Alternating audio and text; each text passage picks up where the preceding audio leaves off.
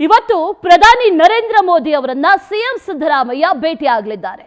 ಮೋದಿ ಅವರನ್ನ ಸಿದ್ದರಾಮಯ್ಯ ಇವತ್ತು ಭೇಟಿ ಆಗ್ತಾರೆ.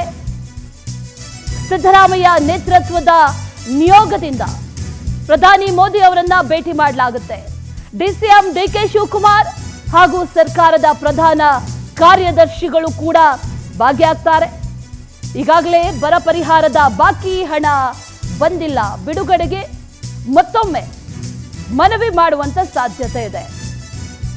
ಅದರ ಜೊತೆಗೆ ಹಲವು ಯೋಜನೆಗಳ ಕುರಿತು ಕೂಡ ಚರ್ಚೆಯನ್ನು ನಡೆಸಲಿದ್ದಾರೆ ಸಿದ್ದರಾಮಯ್ಯ ಅನ್ನುವಂತ ಮಾಹಿತಿ ಲಭ್ಯ ಆಗ್ತಾ ಇದೆ. ಸಿದ್ದರಾಮಯ್ಯ ನೇತೃತ್ವದ ನಿಯೋಗ ಭೇಟಿಯನ್ನ ಕೊಡುತ್ತೆ. ಇವತ್ತು ಮೋದಿ ಅವರನ್ನ ಭೇಟಿ ಮಾಡುತ್ತೆ.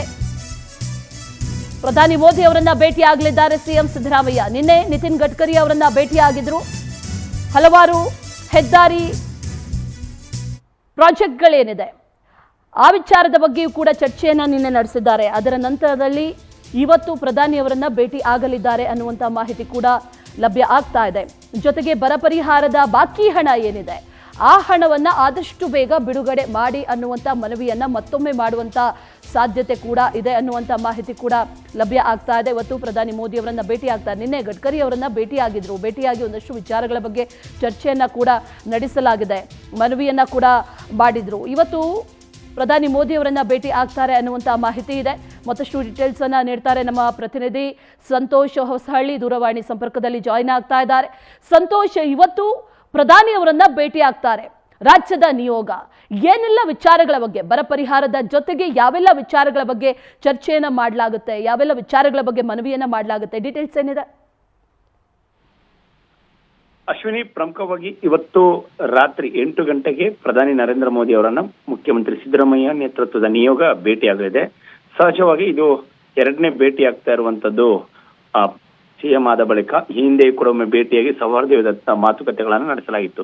ಆದ್ರೆ ಈ ಭೇಟಿಯಲ್ಲಿ ವಿಸ್ತೃತವಾದಂತಹ ರಾಜ್ಯದ ಕೆಲವೊಂದಿಷ್ಟು ಪ್ರಮುಖ ಯೋಜನೆಗಳ ಬಗ್ಗೆ ಚರ್ಚೆಯನ್ನು ಕೂಡ ನಡೆಸುವುದಕ್ಕೆ ಈಗಾಗಲೇ ಸಿದ್ಧತೆಗಳನ್ನು ಮಾಡಿಕೊಳ್ಳಲಾಗಿರುವಂತದ್ದು.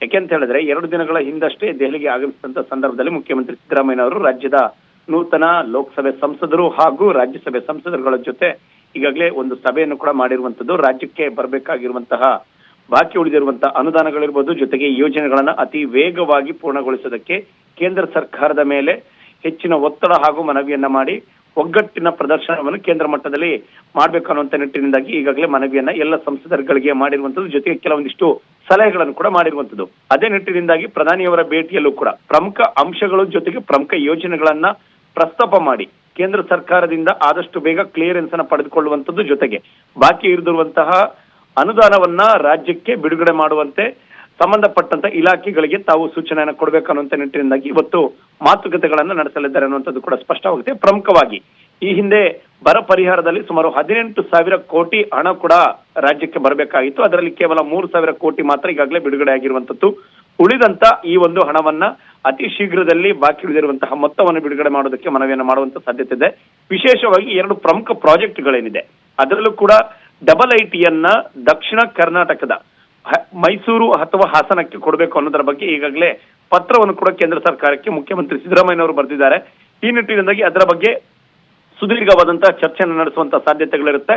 ಇನ್ನು ಈ ಹಿಂದೆ ಕಳೆದ 1.5-2 ವರ್ಷಗಳಿಂದಲೂ ಕೂಡ ಸಾಕಷ್ಟು ಚರ್ಚೆಗೆ ಒಳಪಟ್ಟಿರುವಂತದ್ದು ರಾಯಚೂರಿಗೆ ಏಮ್ಸ್ ಅನ್ನ ಘೋಷಣೆ ಮಾಡಬೇಕು ಅಂತ.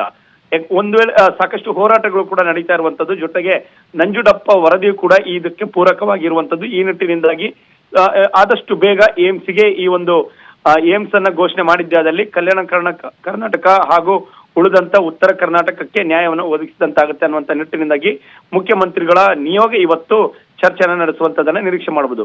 ಇನ್ನು ಉಳಿದಂತೆ ಜಲಸಂಪನ್ಮೂಲ ಇಲಾಖೆಯಲ್ಲಿ ಬರುವಂತಹ 3-4 ಪ್ರಮುಖ ಯೋಜನೆಗಳಿಂದ ಮುಖ್ಯವಾಗಿ ಮೇಕೆದಾಟು ಇರ್ಬೋದು, ಮಹದಾಯಿ ಹಾಗೂ ಕೃಷ್ಣ ಗೆಜೆಟ್ ನೋಟಿಫಿಕೇಶನ್ ಇದು ಹಲವು ವರ್ಷಗಳಿಂದಲೂ ಕೂಡ ಇದೇ ರೀತಿಯಾಗಿ ಮುಂದುವರಿತಾ ಇದೆ. ಈ ವಿಚಾರದಲ್ಲೂ ಕೂಡ ಜಲಶಕ್ತಿ ಇಲಾಖೆಗೆ ಸಂಬಂಧಪಟ್ಟಂತಹ ಒಂದು ಸೂಚನೆಯನ್ನು ಕೊಟ್ಟು ರಾಜ್ಯಕ್ಕೆ ನ್ಯಾಯವನ್ನು ಒದಗಿಸುವಲ್ಲಿ ಪ್ರಮುಖ ಪಾತ್ರ ವಹಿಸುವಂತೆ ಮನವಿಯನ್ನು ಮಾಡುವಂತ ಸಾಧ್ಯತೆ ಇದೆ. ಈ ಸಂದರ್ಭದಲ್ಲಿ ಡಿಕೆ ಶಿವಕುಮಾರ್ ಹಾಗೂ ರಾಜ್ಯದ ಪ್ರಮುಖ ಅಧಿಕಾರಿಗಳು ಇವರಿಗೆ ಬೆಂಬಲವನ್ನ ಕೊಡಲಿದ್ದಾರೆ. ಅಶ್ವಿನಿ. ಓಕೆ ಸಂತೋಷ, ಥ್ಯಾಂಕ್ ಯು. ಡೀಟೇಲ್ಸ್